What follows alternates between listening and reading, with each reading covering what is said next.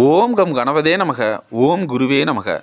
தனக்காரகன், பணக்காரகன், புத்திரக்காரகன், பாக்கியக்காரகன், மங்களகாரகன், மகிழ்ச்சிகாரகன் இவை அனைத்துக்கும் சொந்த காரகனான குரு பகவானின் அருளை பெற்று அதிரடி சரவடியாய் விஸ்வரூப வெற்றியை பெற்று வாழ்வாங்கு வாழ்ந்து கோடிகளை குவிக்கப் போகும் கடகராசி நேர்களே, கடக லக்ன நேர்களே, உங்கள் அனைவருக்கும் என் அன்பான வணக்கத்தை தெரிவித்துக் கொள்கிறேன். இன்றைக்கி நம்ம பார்க்க போகிற மிக முக்கியமான பதிவு என்னென்னு பார்த்தீங்கன்னா, இன்றைக்கி ஜூன் மாதம் 25ஆம் தேதி செவ்வாய்க்கிழமை சங்கடகர சதுர்த்தி வழிபாடு. இந்த தேய்விரையில் வர்ற அந்த சங்கடகர சதுர்த்தி வழிபாட்டுக்கு இந்த ஒரு பொருளை வச்சு நீங்கள் விநாயகரை வழிபடுங்க. உங்கள் வாழ்க்கையில் நீங்கள் என்னென்னலாம் நீங்கள் மிஸ் பண்ணீங்களோ அதை விட பெஸ்ட்டாக உங்களுக்கு கிடைக்கும். வாழ்க்கையில் இதெல்லாம் நான் மிஸ் பண்ணிட்டேன் அப்படின்னு சொல்லுவீங்க இல்லையா, அதை விட உங்களுக்கு மிகப்பெரிய வாய்ப்புகள்லாம் உங்களுக்கு திரும்ப கிடைக்கும். உங்கள் வாழ்க்கையில் எவ்வளோ கடன் இருந்தாலும் சரி, உங்களுடைய நகைகள் சொத்துக்கள் அடமானத்தில் இருந்தாலும் சரி, அது எல்லாமே திரும்ப மீட்டிடுவீங்க. அதேமாரி சொத்து வாங்குவீங்க, சொந்த வீடு வாங்குவீங்க. உங்கள் வாழ்க்கையில் பணம் சேரும், பணம் தங்கும், பணம் வளரும், பணம் பல வழியில் வரும். அதேமாரி அடைமழையாய் பணமழை வரும், பணம் மலை போல் குவியும், போதும் போதுன்னு சொல்கிற அளவுக்கு பணம் உங்களை தேடி வந்துக்கிட்டே இருக்கும். இதை பற்றி தான் இன்னைய பதிவில் நம்ம தெளிவாகவும் விரிவாகவும் பார்க்குறோம். அதுக்கு முன்னால் நீங்கள் நம்ம சேனலை சப்ஸ்கிரைப் பண்ணலன்னா மறக்காமல் சப்ஸ்கிரைப் பண்ணிக்கோங்க. பக்கத்தில் ஒரு பெல் சிம்பிள் வரும், அதையும் கிளிக் பண்ணிவிட்டு மறக்காமல் நம்ம வீடியோக்கு ஒரு லைக் ஒன்று கொடுத்துருங்க, சரிங்களா?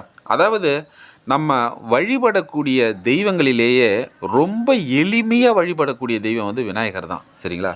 இப்போ நம்ம விநாயகரை வழிபடுறதுக்காக நம்ம ஏதாவது ஒரு வெளியூருக்கு கோயிலுக்கு போகணுன்ற அவசியம் கிடையாது. நம்ம இல்லைப்பா அங்கே போகணும், இத்தனை மணி நேரம் ட்ராவல் பண்ணணும்னு கிடையாது. விநாயகருக்கு மட்டும்தான் தெருவுக்கு தெருவுக்கு கோயில் இருக்கும். அதேமாரி எளிமையாக அவரை வழிபட்டு வரலாம். அதனால தான் அவர் முதற்கடவுள்னு சொல்கிறாங்க. அதேமாரி விநாயகரை நம்ம வழிபட்டோம்னா எவ்வளோ பெரிய மலையளவு நமக்கு ஒரு நன்மைனாலும் அதை உடனே கொடுத்துருவார். மலையளவு ஒரு விஷயம்பா, இது நடக்கவே நடக்காது அப்படின்ற ஒரு விஷயம் கூட விநாயகரை நம்ம ஒரு வார்த்தை சொல்லி கேட்டாலே போதும், அவர் அதை எளிமையாக கொடுத்துருவார். எத்தனையோ பேர் வாழ்க்கையில் இவங்கெல்லாம் அந்த அளவுக்கு வருவாங்களா அப்படின்னு யாருமே நினச்சி பார்க்க முடியாத ஒரு வாழ்க்கையெல்லாம் சில பேர் வாழறாங்க பார்த்தீங்களா. அது எல்லாமே விநாயகர் அவங்களுக்கு கொடுத்த ஒரு வரப்பிரசாதம். ஒரு நண்பர் ஒருத்தர் அவர் வாழ்க்கையில் நடந்த மிகப்பெரிய அதிசயம், விநாயகரால் அவர் வாழ்க்கையில் நடந்த இது வரைக்கும் இது அடுத்தவங்களுக்கு நடக்கிறதுக்கு சாத்தியமே இல்லை அப்படின்னு சொன்ன ஒரு அதிசயத்தை நான் உங்ககிட்ட ஷேர் பண்ணுறேன். விநாயகர் அவருடைய வாழ்க்கையில் நடந்த ஒரு மாற்றம், அதாவது அந்த ஒரு அத்தனை பேரும் திரும்பி பார்த்தாங்களாம், இது சாத்தியமே இல்லையே, இது எப்படி நடந்தது அப்படின்ட்டு. அவங்களுடைய வாழ்க்கையில் நடந்த ஒவ்வொன்றுமே விநாயகரோடைய அருள் தான் அப்படின்றாரு. அவர் படிக்கும் பொழுது அவர் சரியாக படிக்கலைன்னு வச்சுக்கோங்க. காலேஜ் படிக்கும்போது சரியாக படிக்கலை. அவருடைய ஃப்ரெண்ட்ஸுங்க இவரெலாம் சேர்ந்து படத்துக்கு போகிறது, இந்த மாதிரி அப்படி ஜாலியாக சும்மா என்ன சொல்கிறது, விளையாடுறது, யாரையாவது கிண்டல் பண்ணுறது, இந்த மாதிரி ஒரு காலேஜ் பசங்க ஒரு துடிப்பாக இருப்பாங்க இல்லையா, அந்த மாதிரி ஜாலியாக எங்கேயாவது கடைக்கு போகிறது, வெளியில் போய் ஹோட்டலில் சாப்பிட்றது, அப்புறம் படம் பார்க்குறது, இல்லை பேசின்னு இருக்குது ஜாலியாக. பசங்க ஜாலியாக எல்லாம் முட்டாக உட்காந்துன்னு ஒரு 10-15 பேர் உட்காந்து ஜாலியாக பொழுதியும் கூட ஜாலியாக கிண்டல் பண்ணி பேசின்னு இருப்பாங்க ஜாலியாக. அந்த மாதிரி அவர் ஜாலியாகவே கழிச்சிட்டார் காலேஜை. அப்போ என்ன ஆகுதுன்னா, எக்ஸாம் வர நேரத்தில் அவர் கூட இருக்கிற ஃப்ரெண்டுங்களாம் என்ன பண்ணுறாங்க, படித்து பாஸ் பண்ணிடுறாங்க. எக்ஸாம் வருதுன்னு வச்சிங்களேன், அந்த நேரத்தில் அவங்க ஃப்ரெண்டுங்களாம் என்ன பண்ணுறாங்கன்னா, நாளைக்கு எக்ஸாம்னா இன்றைக்கே கூட உட்காந்து படித்து பாஸ் பண்ணிவிடுவாங்க. சில பேருக்கு உடனே படித்தா மறக்காது, ஆனால் சில பேருக்கு படிச்சுக்கினே இருந்தால் தான் மறக்காது, சரிங்களா? அந்த மாதிரி அவங்களாம் அவங்க ஃப்ரெண்ட்ஸுங்களாம் நாளைக்கு எக்ஸாம்னா இன்றைக்கி உட்காந்து படித்து அவங்க பாஸ் பண்ணிட்டு போய்டுவாங்க. ஆனால் இவரால் அப்படி கிடையாது. இவர் கண்டினியூஸாக படித்தா மட்டும்தான் இவரால் ஞாபகம் வச்சுக்க முடியாதா இருந்தாலும். அதனால் இவர் ஃபெயில் ஆகிடுறாரு. கிட்டத்தட்ட 25 எக்ஸாமில் ஃபெயில் ஆகிடுறாரு. 25 பேப்பர் ஃபெயில் இவர், சரிங்களா? அதை அரியர்ஸ்ன்னு சொல்லுவாங்க காலேஜில், அதை அரியர்ஸ்ன்னு சொல்லுவாங்க. 25 அரியர்ஸ் இவர் வச்சுருக்காரு. அதனால் இவர் ஃப்ரெண்டுங்க இவர் யாருமே மதிக்கிறது இல்லை. என்னப்பா எங்கடா இவ்வளோ அரியர்ஸ் வச்சுருக்கானே, அதாவது ஒரு 10 அரியர்ஸ் வச்சுருந்தா கூட ஃபஸ்ட் கிளாஸில் பாஸ் பண்ணுறது கஷ்டம். இவருக்கு 25 அரியர்ஸ் இருக்குது. 10 அரியர்ஸ்னாலே அப்படியா அப்படின்வாங்க, அதெல்லாம் பெரிய ஒரு மலையளவு ஒரு விஷயமா நினைப்பாங்க. ஆனால் இவருக்கு 25 அரியர்ஸ் இருக்குது, சரியா? அதுக்கடுத்து இவர் விநாயகருடைய அருளால் அவர் காலேஜ் முடிக்கிறதுக்குள்ளே எல்லா அரியர்ஸையும் கிளியர் பண்ணிவிட்டு ஃபஸ்ட் கிளாஸில் வெளில வர்றாரு. இதை எல்லாமே திரும்பி பார்க்குறாங்க, எப்படா இது சாத்தியம், யாருக்குமே நடக்காத இது எப்படி அந்த மாதிரி வந்தான்ட்டு அந்த மாதிரி ஒரு அதிசயமாக பார்த்தாங்க. அதுக்கடுத்தது சரி இவனுக்கெல்லாம் எங்கே வேலை கிடைக்க போகுது அப்படின்னு ஒரு அலட்சியத்தில் இருந்தாங்க.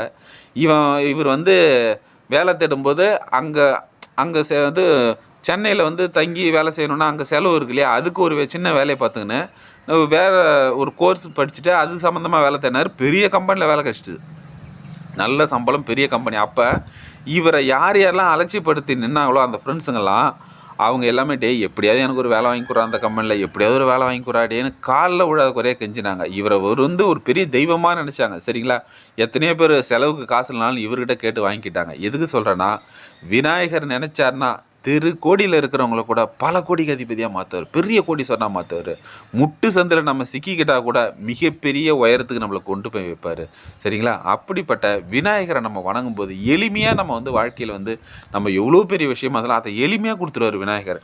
அப்படிப்பட்ட இந்த விநாயகர் வந்து இன்றைக்கி அவருக்கு அந்த விநாயகருக்குரிய வழிபாடான சங்கடகர சதுர்த்தி அன்றைக்கி நவதானியங்களை வாங்கி நீங்கள் விநாயகருக்கு வந்து அந்த கோயிலுக்கு கொடுங்க. நவதானியம், அதாவது நவதானியம் பாக்கெட்டே கிடைக்கும், மளிகை கடையிலே கிடைக்கும். நவதானியம்னா அது எல்லா தானியமும் சேர்ந்து ஒரு பாக்கெட் வச்சுருப்பாங்க, ஒரு பாக்கெட் வாங்கி போய் கொடுங்க. அப்படி இல்லையா, இந்த நவதானியங்களை வந்து வேக வச்சு நீங்கள் வந்து அங்கே விநாயகருக்கு நெய்வேத்தியமாக வச்சு அங்கே வர்ற பக்தர்களுக்கு வந்து நீங்கள் வந்து பிரசாதமாக கொடுங்க. அப்படி இல்லைப்பா ஒரு வேளை கோயிலுக்கு போக முடியலன்னா நவதானியத்தை வாங்கிட்டு வந்து உங்கள் வீட்டில் தாம்பாளத்தட்டில் மஞ்சள் குங்குமம் வச்சு அதில் வந்து இந்த நவதானியத்தை கொட்டி பரப்பி அகல் விளக்கில் வந்து நீங்கள் மஞ்சள் குங்குமம் வச்சு நீங்கள் வந்து நெய்யோ அப்படி இல்லைன்னா நல்லெண்ணெயை ஊற்றி உங்களுக்கு என்னென்ன தேவையோ கேளுங்க, எல்லாமே உங்களை தேடி வரும். சரிங்களா? இது வந்து ரொம்ப எளிமையான ஒரு வழிபாடு.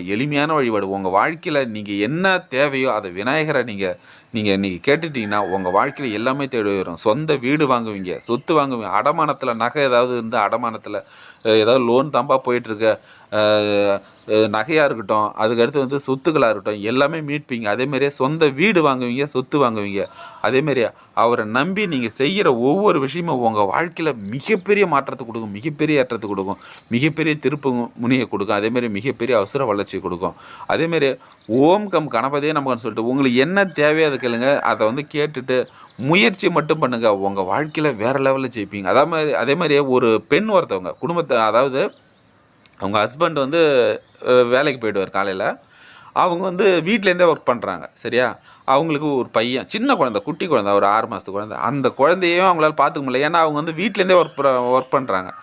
அப்போ வந்து குழந்தைய வந்து பொம்மையெல்லாம் வச்சு இப்போ இது பண்ணுவாங்க. என்ன இருந்தாலும் குழந்தை வந்து அம்மாவை தேடி கத்துலையே, ஆனால் விநாயகரை வணங்கிட்டு என் குழந்தைய நீ தான் பார்த்துக்கணும் அப்படின்னு இது பண்ணுவாங்க.